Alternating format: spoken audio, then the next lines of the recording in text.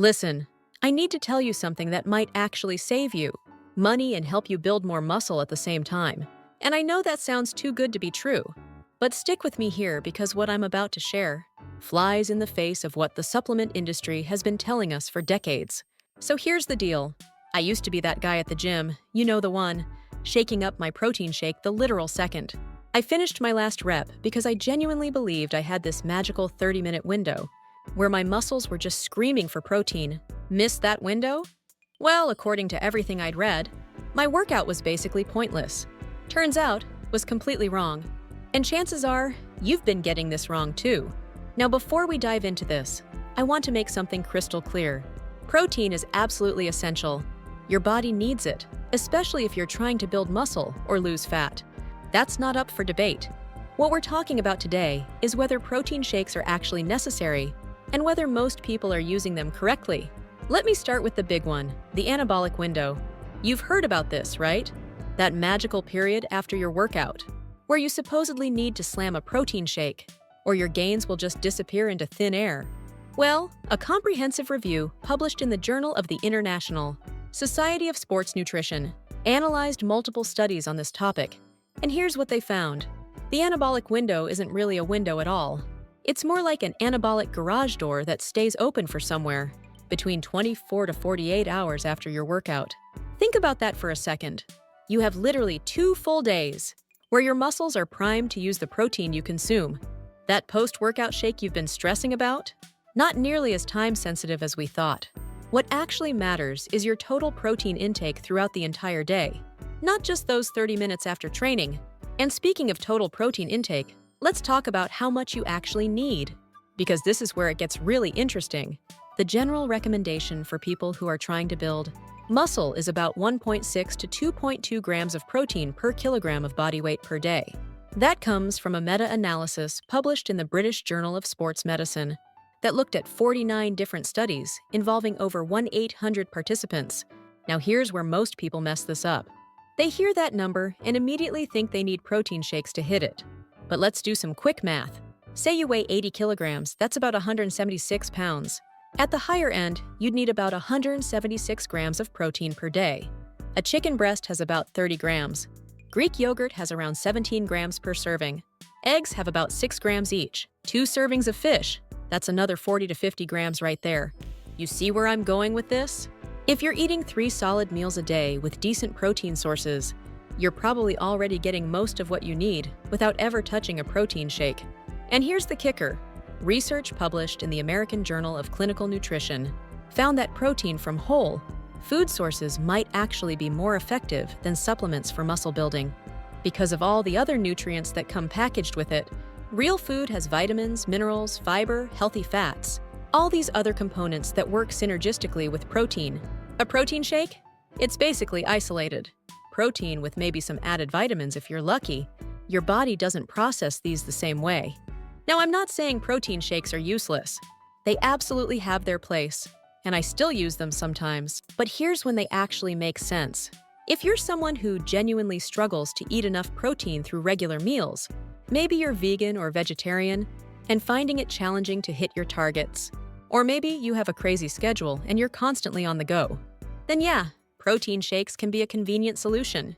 They're also useful for people who train really early in the morning and can't stomach a full breakfast, or for athletes who have extremely high protein requirements that would be impractical to meet through food alone. But for the average person going to the gym 3 to 4 times a week, you probably don't need them as much as you think. Here's another thing that might blow your mind. A study in the Journal of Applied Physiology found that spreading your protein intake evenly throughout the day, about 20 to 40 grams per meal, is more effective for muscle protein synthesis than having 1 or 2 massive protein doses. So if you're skipping breakfast, eating a tiny lunch, and then having a huge dinner with a protein shake, you're actually doing it backwards. Your body can only use so much protein at once for muscle building. The rest, it's either used for energy, or, if you're eating in a calorie surplus, potentially stored as fat. Yeah, you heard that right. Excess protein can contribute to fat gain, just like excess carbs or fats. Calories are still calories. And let's talk about something nobody really mentions, the cost. The average tub of decent protein powder costs What, maybe 40 to 60 bucks and lasts about a month? If you're having one shake a day, that's $500 to $700 a year. Now compare that to buying actual food.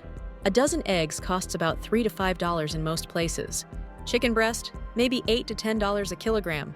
Canned tuna, beans, lentils, these are all incredibly affordable. Protein sources that give you way more nutritional value for your money. If this is making sense to you and you're finding this helpful, do me a favor and hit that like button. It genuinely helps more people discover this kind of content, and I'd really appreciate it. Alright, so what about protein quality? This is where the supplement industry really likes to push their products. They'll tell you about amino acid profiles, bioavailability, leucine content, all these technical terms that make their product sound scientifically superior. And look, whey protein does have an excellent amino acid profile. It's quickly absorbed and it's high in leucine, which is crucial for muscle protein synthesis. But research published in Nutrition and Metabolism showed that, as long as you're eating a variety of protein sources throughout the day, the differences in protein quality become pretty negligible. Your body is incredibly good at taking different proteins and using what it needs. Unless you're only eating one type of protein source all day, every day, you're going to be just fine. There's also this misconception that plant proteins are inferior. And while it's true that many plant proteins are lower in certain amino acids, studies show that eating a combination of plant proteins throughout the day provides all the amino acids your body needs. The key word there is combination. Rice and beans together, for example, create a complete amino acid profile. Now let's address the elephant in the room. What about those people who swear by their protein shakes and have amazing physiques? Well, correlation doesn't equal causation. These people are usually training consistently, sleeping well, managing their stress, and eating a well-planned diet overall. The protein shake is just one small piece of a much bigger puzzle. It's not the magic ingredient. Here's my honest recommendation. After years of trial and error and diving deep into the research, focus on getting your protein from whole food sources first. Build your meals around quality protein like chicken, fish, eggs, Greek yogurt, cottage cheese, legumes, and tofu. If you're plant-based, then, if you're genuinely falling short of your daily protein target, or if you need something quick and convenient, that's when you reach for a protein shake. Think of protein shakes as a supplement, which is literally what they are. They're meant to supplement your diet, not replace actual meals. And if you're someone who's been spending money on protein powder, but you're not even hitting the gym consistently, or you're not eating well otherwise, I'm going to be straight with you. Save your money. That protein shake isn't going to do anything magical if the rest of your lifestyle isn't dialed in. The truth is, the fitness industry makes a fortune selling us solutions to problems we don't actually have. Protein shakes are convenient, sure, but necessary? For most people, absolutely not.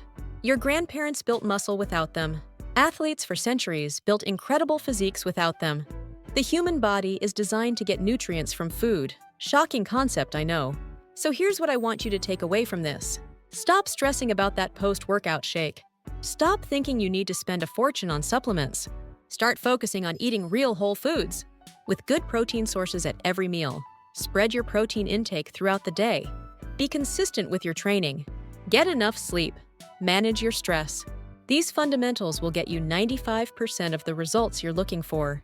If you found this video valuable and it changed how you think about protein and supplements, make sure you subscribe to the channel, because we're going to keep breaking down the myths and giving you the real, science-based information you need to reach your fitness goals. Thanks for watching, and I'll see you in the next one.